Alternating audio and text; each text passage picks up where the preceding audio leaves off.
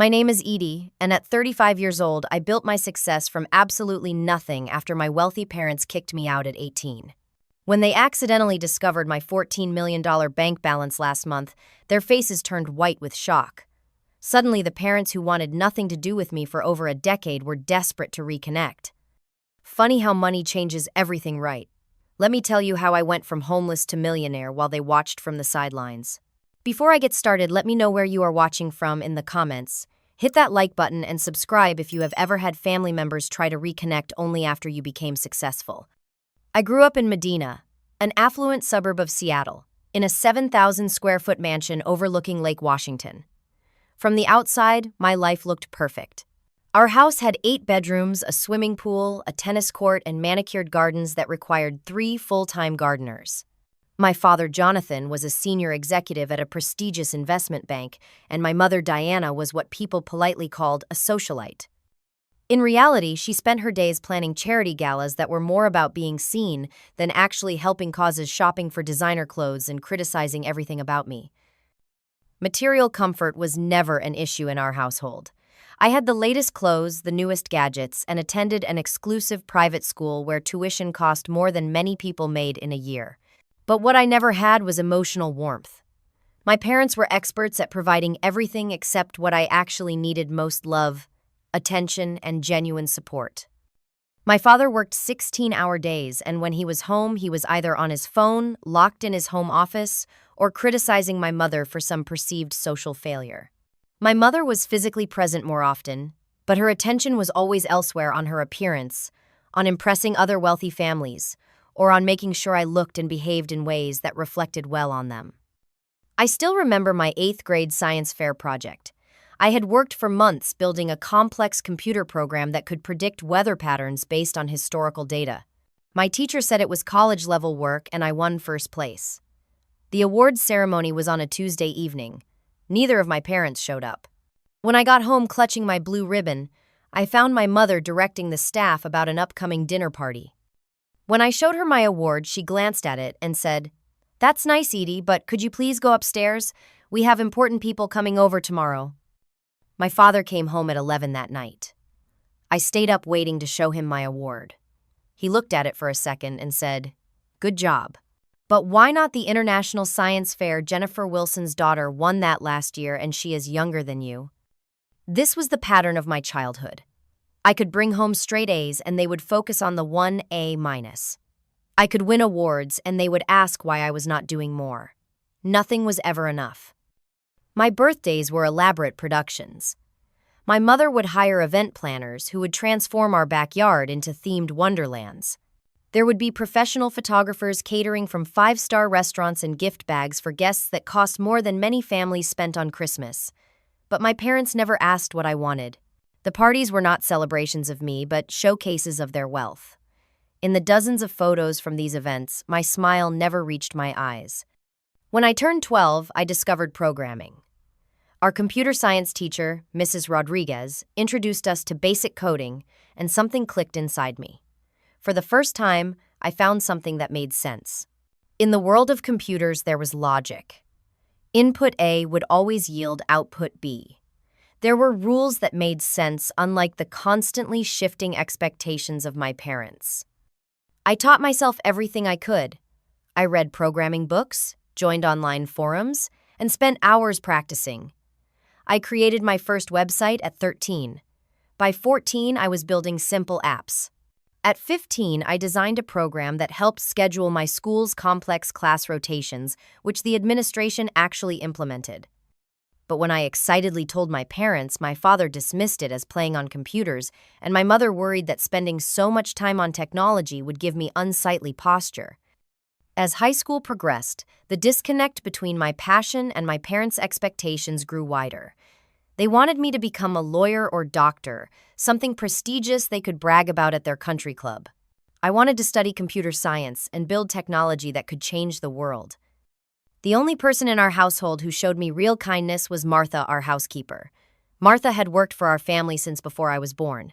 She was the one who bandaged my scraped knees, who actually attended my school events, who asked me about my day and listened to the answer. She was from Guatemala and told me stories about her own childhood where they had little money but abundant love. These stories confused and fascinated me. How could a family with so little provide so much emotional support while mine, with all its resources, felt so cold? Money does not make a family corazon, Martha would tell me. Love does. As graduation approached, the tension in our house reached a breaking point. I had secretly applied to several computer science programs, including some that focused on entrepreneurial technology. My parents had applications for pre-law programs at Ivy League schools ready for me to sign. The collision course was set, and neither of us was willing to change direction. The final confrontation happened in April of my senior year. College acceptance letters had started arriving, and I had been diligently collecting my mail before my parents could see it. But one day, I came home from school to find my father in the foyer holding an opened envelope from California Polytechnic Institute, where I had been accepted with a partial scholarship to their computer science program. "What is this?" he asked, his voice deadly calm. "It is an acceptance letter," I replied, trying to keep my voice steady. "To a computer program, not to Yale pre-law." My mother had appeared behind him, her arms crossed over her chest. "I do not want to be a lawyer. I never have. I want to study computer science." What followed was a 2-hour argument that echoed through our mansion. My father called me ungrateful. My mother cried about what she would tell her friends. I stood my ground, explaining my passion for technology, the growing importance of the field, the opportunities it presented. I might as well have been speaking a foreign language. They did not care about my dreams. They cared about their plans. "If you pursue this hobby," my father finally said, spitting out the word like it tasted bad, "you will do it without our support. No tuition. No living expenses. Nothing. You cannot possibly expect to succeed in that field," my mother added. "It is not suitable." "I have already been accepted," I said, "and I am going." "Then you are no longer welcome in this house," my father replied. "We will not fund foolishness." I thought they were bluffing. They were not. On graduation day, I stood with my classmates in my cap and gown. I searched the audience for my parents and found them sitting stiffly in the back row. Martha had come too, sitting several rows ahead of them. After receiving my diploma, I announced my plans to attend Cal Poly for computer science to the cheering crowd. When I looked back at my parents, their faces were stone. That night at dinner, my father slid a document across the table. "You have 1 week to move out," he said. "Since you are now 18, we are no longer legally obligated to house you. The college fund we established has been redirected to your cousin James for his medical school." My mother would not meet my eyes. "This is for your own good, Edie. When you come to your senses, perhaps we can discuss your return." I sat there stunned. "You are kicking me out because I want to study computers instead of law." "We are respecting your choice to pursue your own path," my father said coldly. "And you must respect our choice not to fund a path that leads nowhere." That night I cried harder than I ever had before. How could my own parents do this? I had always known they were cold, but this level of rejection was beyond anything I had imagined. What kind of parents discard their child over a college choice? The next day, I began packing my belongings. Most of the furniture in my room belonged to the house, my mother informed me.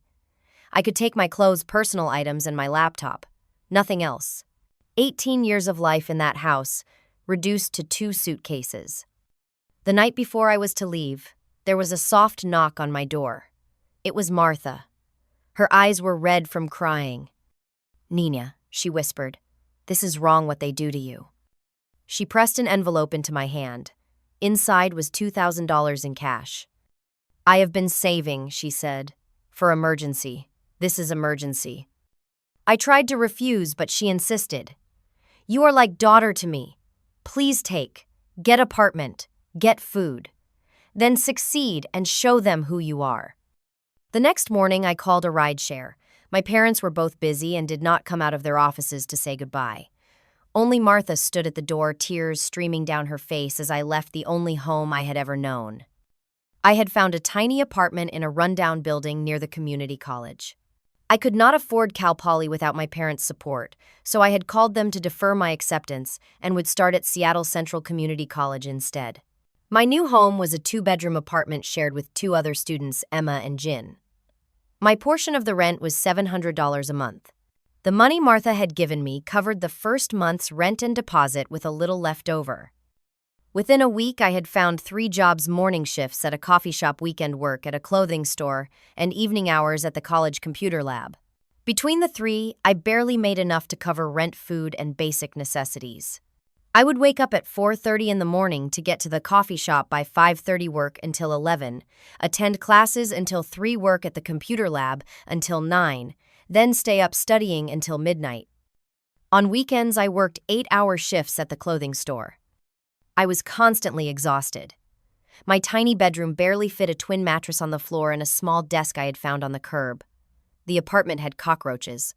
My roommates were nice but had their own struggles and busy lives. For the first time, I understood true loneliness. That first holiday season was the hardest. I could not afford to go anywhere, so I picked up extra shifts while my roommates went home to their families. On Christmas Day, I walked through downtown Seattle looking at happy families through restaurant windows, feeling like a ghost. I called Martha, who cried on the phone, and told me my parents had gone to Aspen for the holidays. They had not asked about me once. Sitting on a park bench that evening watching the snow fall, I made myself a promise. I would not just survive, I would thrive. And one day my parents would regret throwing me away. The apartment I shared with Emma and Jin became a revolving door of roommates as people moved in and out. By the end of my first year, I had lived with 7 different people. The constant change made it hard to form connections, but it also taught me to adapt quickly to new personalities and circumstances, a skill that would serve me well later in business. My 3 jobs barely kept me afloat. At the coffee shop, I learned to function on minimal sleep and deal with irritable customers before they had their caffeine. At the clothing store, I developed sales skills and learned to read people quickly. But it was my job at the college computer lab that proved most valuable. While helping other students troubleshoot their programming problems, I was inadvertently honing my own skills and learning from their mistakes. I took as many computer science classes as I could fit into my schedule. While the community college did not have the prestige of Cal Poly, it had dedicated professors who genuinely cared about teaching. One of them, Professor Garcia, noticed my unusual aptitude for algorithm development. "You have a natural talent for seeing patterns that others miss," he told me after class one day. "You should be at MIT or Stanford, not here." When I explained my situation, he shook his head in disgust. "Parents who hold back their children's potential are committing a special kind of crime," he said. Then he handed me a business card. "A former student of mine works at a tech startup downtown. They need smart interns who understand data structures. Call this number." The internship paid only $15 an hour, but it was more than my coffee shop job and in my field. I quit the morning shifts and started working at Technova, a small startup developing database solutions for healthcare providers. My desk was literally a door laid across 2 filing cabinets. The office was in a converted warehouse with spotty heating, but I was writing real code for real applications, and for the first time I felt like I was on the right path. 6 months into the internship, the lead developer quit unexpectedly. In the chaos that followed, I quietly took over some of his projects. When the CEO David realized what I had done and that the code was actually better than before, he offered me a full-time position at $40,000 a year.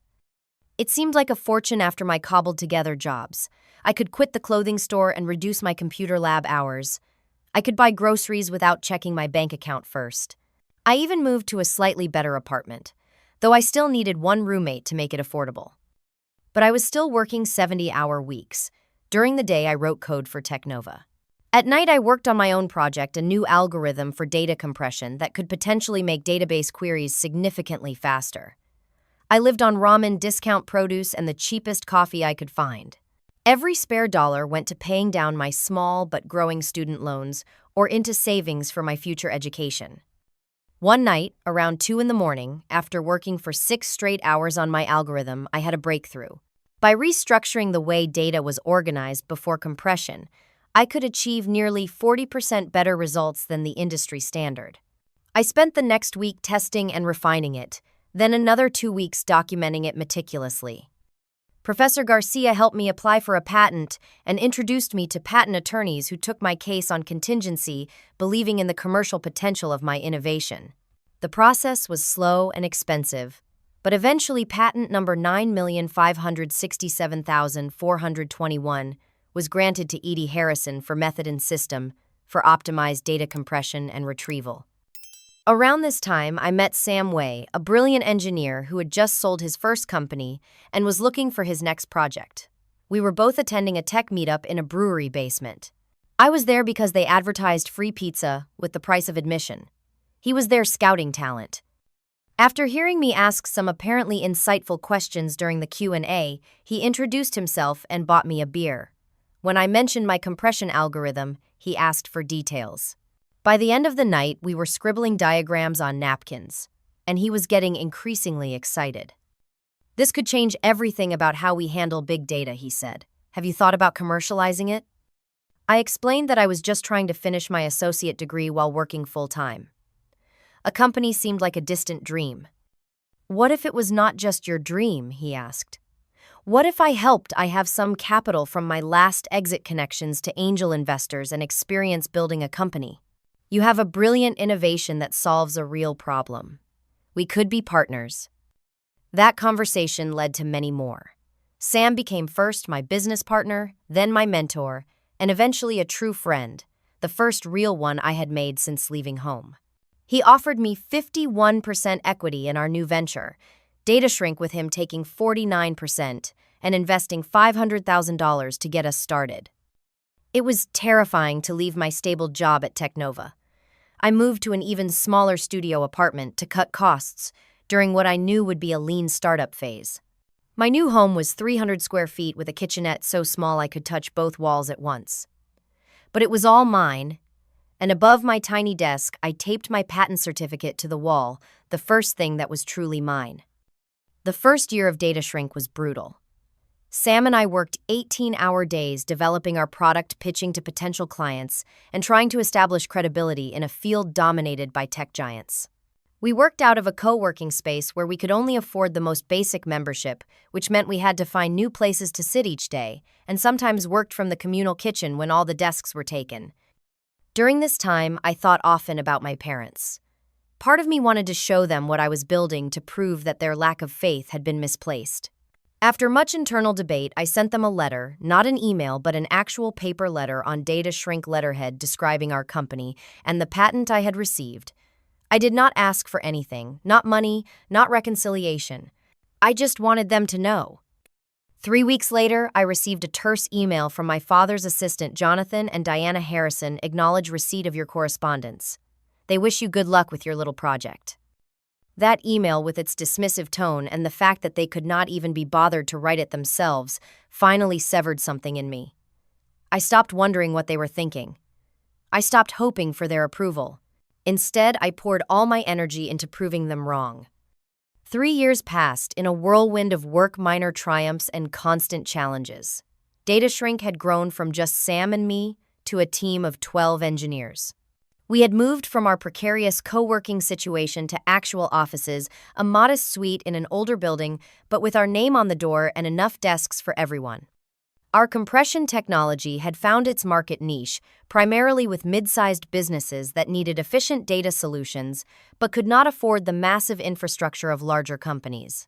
We were profitable, growing steadily, and beginning to attract attention from larger tech firms. A valuation during our Series A funding put the company worth at around $20 million. On paper, my 51% stake made me a millionaire, though in reality I was still paying off student loans and living in the same small apartment. Every spare dollar went back into the company. I was 26 now, and while my peers from high school were posting on social media about their weddings, house purchases, and vacations, I was working 14-hour days and eating takeout at my desk. But I was building something meaningful, something that was mine. The real turning point came when Sam and I had a late-night conversation about expanding beyond just compression. "What if we applied your algorithm to cybersecurity?" he suggested. "The efficiency gains could revolutionize how encryption works, especially for financial transactions." That conversation sparked an 18-month development sprint that resulted in Secure Compress, a platform that combined my original compression technology with cutting-edge encryption. The timing could not have been better. Major banks were facing increasing cyber threats and were desperate for more efficient security solutions. When we demoed Secure Compress to Western National Bank, their CTO actually applauded at the end of the presentation. 2 weeks later, they signed a 7-figure contract. Within 6 months, we had signed 3 more major financial institutions. DataShrink was no longer a scrappy startup. We were becoming a serious player in financial technology. We expanded rapidly, moving to a full floor in a downtown Seattle high-rise and growing to 50 employees. Ironically, our new office windows looked directly across at the exclusive country club where my parents were members.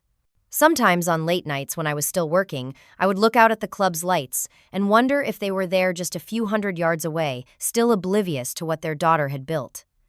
Our Series C funding round valued the company at just over $100 million. Venture capital firms were suddenly eager to meet with us, and my inbox filled with speaking requests for tech conferences. A profile in Seattle Business Monthly called me the Data Compression Queen, a title I found both flattering and slightly embarrassing. For the first time, I allowed myself a few modest luxuries.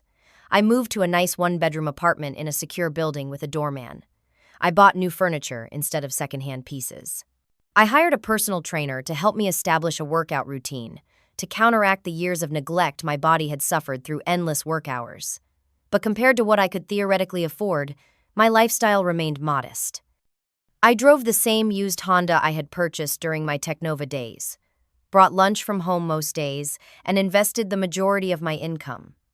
On paper, my net worth had reached around $5 million, though it was still largely tied to my company shares. I could have bought a mansion if I wanted to, perhaps even one in my parents' neighborhood. But that held no appeal. Material possessions had never been what motivated me. What I struggled with more than money was the emotional void that success could not fill. I had proven myself professionally, but the wound of my parents' rejection remained raw. I started seeing a therapist, Dr. Patricia Lynn, who specialized in family trauma and abandonment issues. "Your success is remarkable," she told me during one session. "But healing requires acknowledging the pain, not just achieving goals to prove others wrong." Dating was another challenge. My work schedule left little time for relationships, and when I did date, I found it difficult to trust. Some men were clearly interested in my growing public profile or assumed I was wealthier than my lifestyle suggested. Others were intimidated by my success or expected me to be a certain type of aggressive, dominant personality that did not match who I actually was. "I am not good at letting people in," I admitted to Dr. Lynn. "Of course you are not," she replied gently. "The 2 people who should have loved you unconditionally showed you that love is conditional and can be withdrawn at any time. That is a difficult lesson to unlearn." Through therapy, I began to understand that my workaholic tendencies were partly driven by fear. If I could make myself valuable enough, indispensable enough, maybe no one would abandon me again. It was a revelation that was both painful and liberating. As DataShrink continued to grow larger, tech companies began expressing interest in acquisition. We declined several offers, preferring to maintain our independence and vision. But when Megasoft, one of the largest tech conglomerates in the world, approached us with both an exceptional offer and the promise of operational autonomy, Sam and I agreed it merited serious consideration. The negotiations lasted 4 intense months. Their initial offer of $250 million eventually increased to $350 million, with the stipulation that both Sam and I would remain with the company for at least 3 years post-acquisition. My 51% stake would translate to approximately $178 million before taxes. The night before signing the final paperwork, I sat alone in my office looking out at the Seattle skyline. 8 years had passed since I left my parents' house with 2 suitcases. 8 years of struggle, growth, mistakes, and triumphs. I had built something valuable, something that would help secure data for millions of people. And tomorrow I would become wealthy beyond anything I could have imagined. I thought about calling my parents, sharing the news. But what would be the point? They had made their choice years ago. This triumph was mine alone. The acquisition of DataShrink by Megasoft dominated tech news for several days. Local startups' $350 million payday read the Seattle Times headline. There were profiles of the company history interviews with Sam and speculation about our future directions within the larger corporation. I declined most interview requests, preferring to focus on the transition and ensuring our team felt secure about their future. After taxes and setting aside funds for various contingencies, I found myself with $14 million in liquid assets. It was a surreal experience sitting with financial advisors discussing investment strategies for sums of money I still could barely comprehend. They recommended diversified portfolios, real estate investments, and various tax optimization strategies. I nodded along, trying to appear as though this was all normal. Most of our clients in your position immediately purchase luxury homes and vehicles, one advisor mentioned. Do you have your eye on any properties? I did purchase a home, but not the mansion they likely expected. I bought a comfortable 3-bedroom craftsman house in a quiet neighborhood with good schools. Despite having no immediate plans for children, I wanted a home that felt warm, where a family could potentially grow. It was more house than I needed, but after years of cramped apartments, the space felt luxurious. The most meaningful use of my new wealth came from establishing the TechBridge Foundation, focused on providing technology, education, and opportunities to underprivileged youth. With an initial endowment of $5 million, we began creating programs for schools in low-income areas, providing scholarships, and developing mentorship networks. I specifically included a substantial scholarship fund at Seattle Central Community College, where my own journey had begun. Then I set out to find Martha. My parents had let her go years ago, and I had lost contact with her after my first year on my own. Through a private investigator, I located her living with her daughter's family in Tacoma, working part-time as a caregiver despite being in her 70s. I visited her personally, and when she opened the door, we both burst into tears. "Nina," she exclaimed, holding my face in her hands, "you found me." I had set up a trust fund of $1 million for her retirement structured to provide her with a comfortable monthly income while protecting the principal. When I explained this to her, she initially refused, but I reminded her of the $2,000 she had given me when I needed it most. "You saved me when my own parents threw me away," I told her. "Please, let me make sure you never have to work again." Eventually she accepted, and the joy of being able to provide security for this woman who had shown me true love was worth more than any luxury purchase could have been. A profile in Business Insider about the acquisition included my background story, including being cut off by my parents. The article was sympathetic, framing me as the determined underdog who succeeded despite obstacles. I did not name my parents in the interview, but anyone who knew the Harrison family would have made the connection. I waited for some reaction from them, perhaps, anger at being portrayed negatively or a sudden desire to reconnect now that I was publicly successful. But there was nothing. The silence was both a relief and a fresh wound. Despite everything, some small part of me had still hoped they might reach out. As I settled into my post-acquisition role at Megasoft, I began building what my therapist called a chosen family. My close circle included Sam and his wife Layla, my executive assistant Zoe, who had been with me since our early startup days, and a few trusted colleagues who had become friends. We celebrated holidays together, supported each other through challenges, and created the warm community I had never experienced growing up. I also found purpose in mentoring young women in tech, especially those from disadvantaged backgrounds. Seeing their potential and helping them navigate a male-dominated industry gave me a sense of meaning beyond business success. I became known for taking chances on promising programmers who lacked traditional credentials, but showed exceptional talent, a reflection of my own unconventional path. My daily life was surprisingly simple given my resources. I worked hard but maintained better boundaries. I made time for exercise, proper meals, and occasional travel. My splurges were few: a dedicated home office with top-of-the-line equipment, a professional-grade kitchen since I had discovered a love for cooking, and occasional first-class flights to avoid the exhaustion of travel. But I still tracked my expenses, lived below my means, and found more satisfaction in growing the foundation than in acquiring possessions. The incident that would finally bring my parents back into my life happened on a routine Tuesday morning. I had gone to Seattle First National Bank to deposit some paperwork related to the foundation. I rarely visited the bank in person, preferring electronic banking, but these documents required a signature verification. As I finished my transaction, I realized I had brought an old checkbook from a personal account I rarely used. I asked the banker Thomas to check the balance before I closed it out. "Miss Harrison," he said, looking at his screen, "that account currently has a balance of $14,322,546.18. Did you want to transfer those funds before closing?" I was about to answer when I heard a gasp behind me. Turning, I saw a familiar figure standing 3 feet away, my mother, elegantly dressed, as always, staring at me with wide eyes. She had obviously heard the balance amount. Our eyes met for the first time in nearly a decade, and I felt a cold weight settle in my stomach. She did not speak to me. Instead, she turned abruptly and walked quickly to the bank's exit, already pulling out her phone. I knew exactly who she was calling. The next morning, my assistant Zoe buzzed my office intercom. "Edie, there are 2 people in reception insisting they are your parents. They do not have an appointment but are demanding to see you immediately. Security is standing by.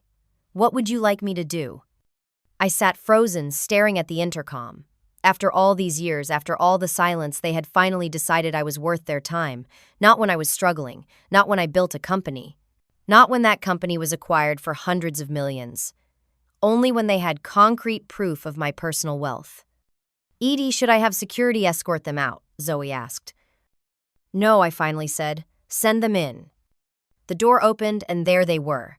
My father, now with silver hair but still standing ramrod straight in his expensive suit.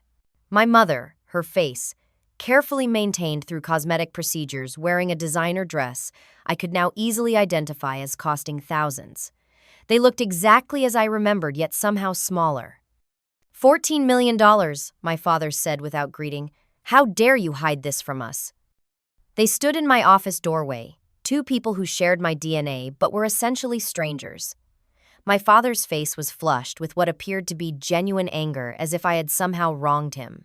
My mother's expression cycled between shock and a calculated softness that I recognized from childhood whenever she wanted something. "Hello to you too," I said, my voice steadier than I expected. "Please come in and close the door." They entered, my father immediately taking the power position directly in front of my desk, while my mother moved to stand slightly behind him. I remained seated, forcing him to look down at me, a small act of defiance. "We read about your company being acquired," my father said, but the article did not mention specific amounts.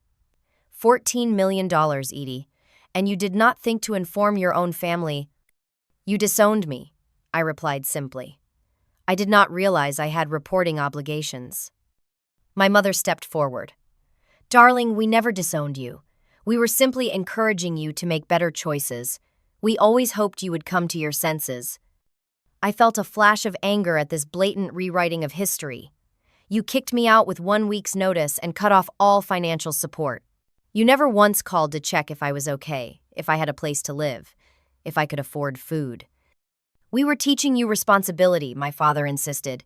"Clearly it worked. You have done well for yourself." The audacity of taking credit for my success after abandoning me was breathtaking. I took a moment to steady myself, remembering Dr. Lin's advice about maintaining boundaries. "What exactly do you want?" I asked directly.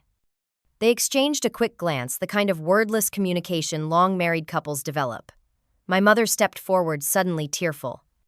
"We miss you, darling. All this time we have been heartbroken by the distance between us. We are your parents. We want to be part of your life again." My father nodded solemnly. "Families should support each other. Now that you have achieved success, we should reconnect. That is what families do." "Support each other," I repeated. Interesting concept. Where was that support when I was working 3 jobs to pay rent? Where was that family connection when I was alone on Christmas?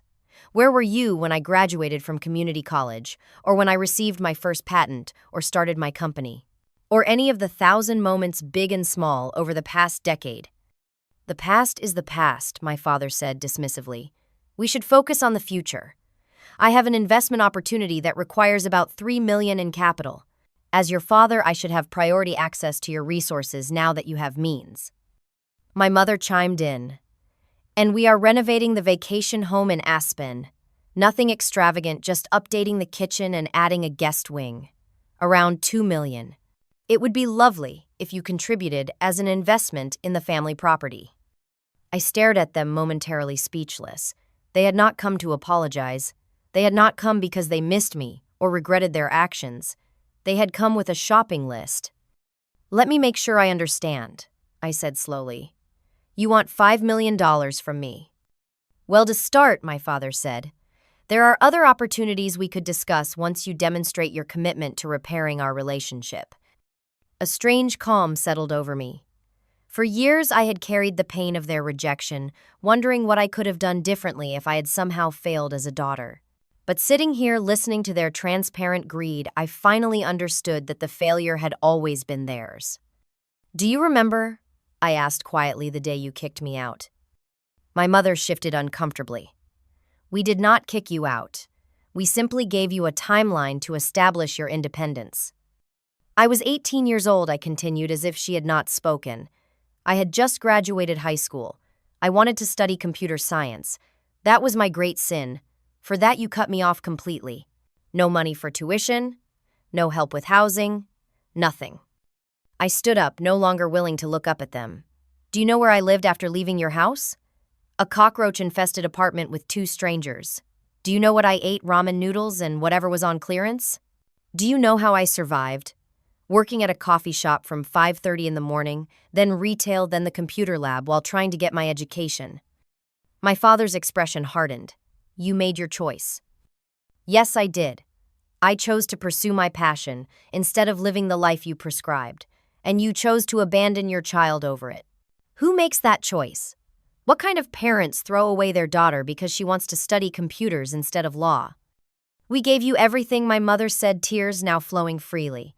"The best schools, beautiful clothes, wonderful opportunities. We only wanted what was best for you. You gave me things I corrected. Not love, not support, not acceptance, just things. And when I wanted to make my own choices, you took even those away." I walked around my desk to face them directly. I built this company from nothing. I slept on a mattress on the floor. I skipped meals to save money. I worked until I made myself sick. Not once did you call. Not once did you check if I was okay. My father's face was darkening with anger. "This ungrateful attitude is exactly why we maintain distance. You always had this rebellious streak, this inability to appreciate what we provided. What I needed was parents who loved me for who I was, not what I could be in your social climbing narrative," I said. "And now you want my money. Now that I have succeeded despite you, not because of you suddenly, I am worth your time again." "We are your parents," my father said, his voice rising. "You owe us respect and consideration." "Respect is earned," I replied. "And you lost any right to consideration when you chose your country club reputation over your daughter's well-being." My mother was now sobbing dramatically, a performance I recognized from childhood whenever she did not get her way. "How can you be so cruel? We raised you. We gave you life. And then you did everything possible to make that life conditional on my obedience," I replied. "I do not owe you for doing the basic job of parenting, especially when you quit that job the moment I became an adult with my own mind." My father took a step toward me, his finger pointing at my face. "You listen to me, young lady. The Harrison name means something in this town. We can make things very difficult for you socially and professionally. Your little tech success does not give you entry into the circles where real power resides." I laughed, genuinely amused by the threat. "I do not want entry into your circles.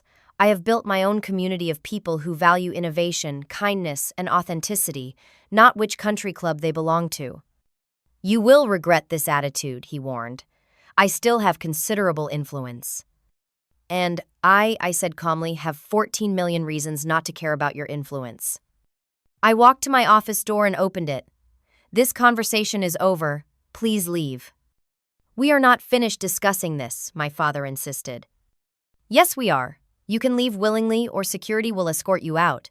Your choice." When neither of them moved, I nodded to my assistant who had been hovering nearby. She pressed a button, and within seconds, 2 security officers appeared. "Please escort Mr. and Mrs. Harrison out of the building," I instructed them. As they were being led away, my mother looked back with tears streaming down her face. "We are your family, Edie. How can you treat us this way? Remember when you kicked me out?" I called after them. "Consider this returning the favor." When they were gone, I returned to my office and closed the door. Then I sank to the floor, my back against the wall, and finally allowed myself to cry. All the emotions I had carefully controlled during the confrontation poured out: rage, grief, vindication, and an odd sense of relief. Zoe knocked softly a few minutes later.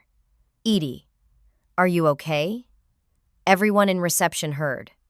Well, everything. I wiped my eyes and opened the door. "I am sorry about that scene." "Do not apologize," she said fiercely. "Those people were horrible. We are all on your side." By afternoon, I had received supportive messages from several colleagues who had witnessed my parents' exit. Sam called immediately when he heard. "Want me to hire some high school kids to egg their house," he joked, making me laugh despite everything. That evening, I had an emergency session with Dr. Lin. "You maintained your boundaries admirably," she told me after I recounted the confrontation. "But this was a significant emotional event. Be gentle with yourself in the coming days." She was right. Despite the satisfaction of finally standing up to my parents, the encounter had reopened old wounds. That night, I dreamed of being 18 again, standing on the sidewalk with my suitcases, watching the door close on my childhood home. The next day, on Dr. Lin's advice, I instructed our legal team to send a formal cease and desist letter to my parents prohibiting them from coming to my workplace or home. It felt extreme, but their reaction to being denied suggested they might not respect normal boundaries. Over the next few days, they sent several angry emails and left voicemails alternating between threats and emotional manipulation.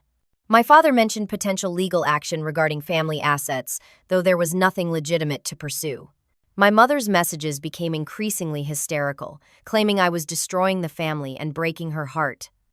Through a distant cousin, who occasionally checked in with me, I learned they were telling extended family that I had become mentally unstable from the pressure of business and was being ungrateful to the people who had given me everything. Some relatives believed them, others were skeptical, having witnessed their parenting style over the years. The most painful realization was that their love had always been conditional. They had not come back because they missed me or regretted their actions. They had come back because I now had something they wanted. If I had been successful but poor, they would have remained distant. The revelation was both heartbreaking and freeing. I could finally stop wondering if they would ever truly love me for myself. 6 months passed after the confrontation with my parents. While the encounter had been painful, it had also been clarifying in many ways. I no longer harbored illusions about potential reconciliation, and that certainty, however, allowed me to move forward with greater focus. With Dr. Lin's guidance, I established firm boundaries around my parents. They were not welcome in my home or workplace.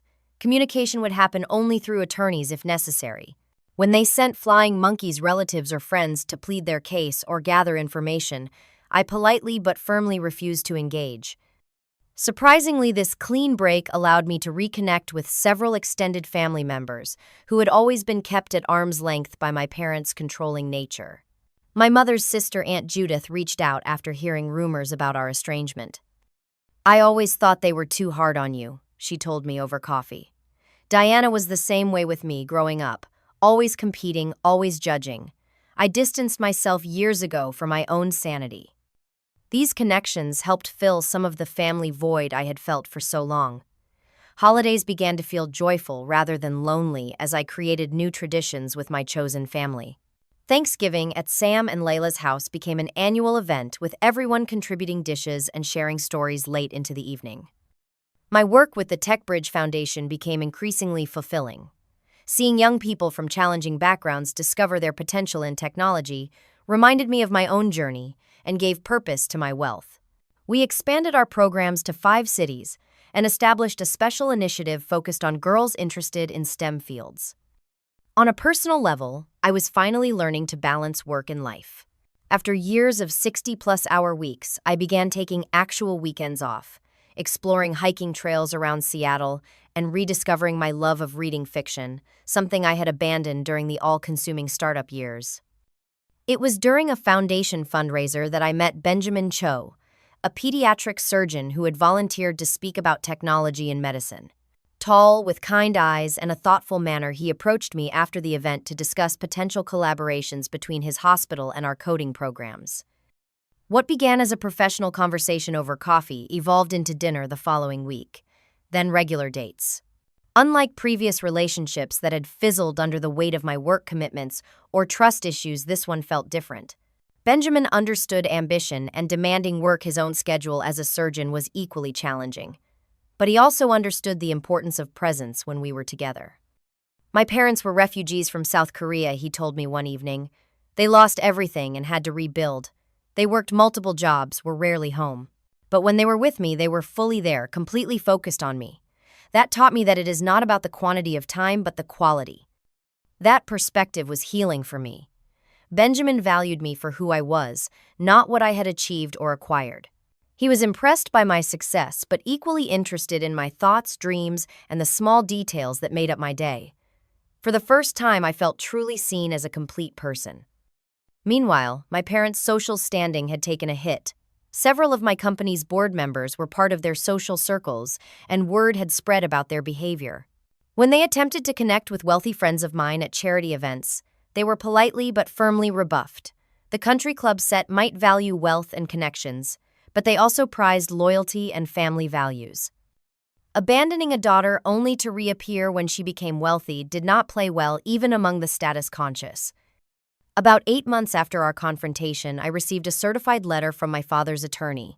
It contained a formal demand for what he called my inheritance obligation, claiming that family assets had been intended for my eventual benefit and requesting $3 million to restore family financial harmony. After consulting with my own attorneys, who confirmed the claim had no legal merit whatsoever, I made a decision. I donated exactly $3 million to establish the Harrison Educational Opportunity Fund, specifically for first-generation college students from low-income backgrounds. The donation was publicly announced with my parents named as the inspiration behind the fund. The message was clear. I would not be bullied or manipulated, but neither would I descend to their level of pettiness. The money they had tried to extract from me would instead help young people who, like me, had to build their futures without family support. As my relationship with Benjamin deepened, I came to an important realization: I could not change my parents. They were who they were, damaged people who valued status over connection, appearance over substance. The hole their absence had left in my life would always be there in some form. But I could choose how much power that absence held over my present and future. With this understanding, I redirected my energy toward building the life I wanted. Benjamin and I moved in together, blending our lives with surprising ease. My work at Megasoft and the Foundation continued to challenge and fulfill me. I expanded my circle of close friends, allowing myself to be vulnerable in ways I had previously feared. I focused particularly on mentoring young entrepreneurs, especially those from challenging backgrounds. Sharing not just business advice, but also the emotional journey of building something from nothing became a passion. Success is the best revenge became something of a mantra among the young women. I mentored another lesson from my own experience. My foundation funded computer science programs in underserved schools throughout Washington state. We created coding camps, scholarship opportunities, and mentorship networks. The work was deeply satisfying. I was creating the support system I had lacked. About a year after the confrontation, I requested a meeting with my parents at a neutral location, a private room at an upscale restaurant downtown. My therapist had suggested this as a potential step toward personal closure regardless of their response. To my surprise, they agreed. When they arrived, they looked older, somehow diminished. My father's confident swagger had faded slightly. My mother seemed anxious, checking her appearance repeatedly in her compact mirror. "Thank you for coming," I began. "I wanted to meet for 3 reasons. First, to let you know I have forgiven you both." They exchanged surprised glances. "Forgiveness does not mean I accept what you did, or that I want to pretend it did not happen," I continued. "It means I am releasing the anger I have carried. It serves no purpose in my life anymore." My father cleared his throat. "Well, that is very mature of you." Second, I said I want to establish clear boundaries moving forward. We will never have a traditional parent-child relationship. Too much has happened.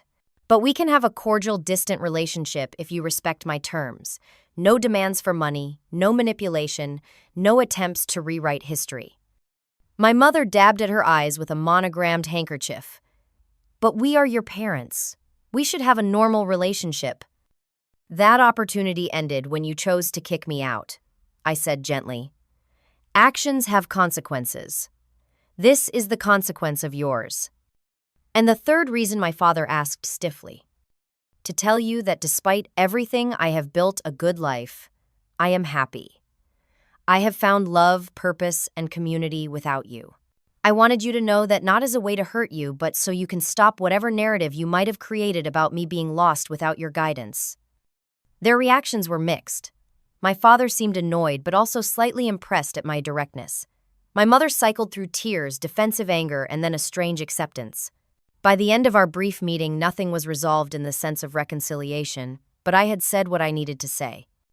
As I watched them leave, I felt an unexpected lightness. They no longer held power over my happiness. I had built success not to prove them wrong, but because it was the life I wanted. Their approval or disapproval had become irrelevant. Walking back to my office afterward, I called Benjamin. "How did it go?" he asked. "It went exactly as it needed to," I replied. "I said what I needed to say." "Proud of you," he said simply. That evening, as Benjamin and I sat on our deck overlooking Lake Washington, a view, ironically not unlike the one from my childhood home, I reflected on the journey that had brought me here. From homelessness to millions, from rejection to creating my own family of choice, from fear to strength. Success was indeed the best response to rejection. Not just financial success, but the deeper success of building a life aligned with my values, surrounded by people who genuinely cared about me doing work that mattered. If you are watching this and struggling with family rejection, know this: you can build a beautiful life on your own terms. The people who should love you unconditionally, but do not, that is their failure, not yours. Your worth is not determined by their inability to see it. And if you are watching from a place of success after struggle, remember to reach back and help others climbing the same difficult path. The most meaningful use of success is creating opportunity for those who come after us. Thank you for listening to my story. I would love to know in the comments if you have ever had to create boundaries with family members who only wanted connection when it benefited them. Remember to like this video if it resonated with you, subscribe for more stories of resilience, and share with someone who might need to hear that rejection can be the beginning of an extraordinary journey, not the end of one. Until next time, remember that the family that matters most is the one that shows up for you, whether related by blood or by choice.